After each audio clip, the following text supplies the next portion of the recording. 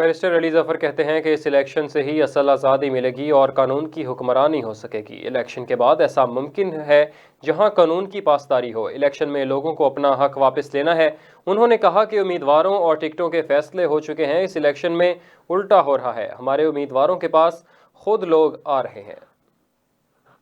آئین کا تقاضا ہے کہ ہر ایک کو لیول پلینگ فیلڈ ملنی چاہیے، اور اسپیشلی جب آپ کے صرف 10 دن رہ گئے ہیں انتخابات میں، تو اس کے لیے پوری طرح کیمپین کرنے کی پی ٹی آئی کو اجازت ہونی چاہیے۔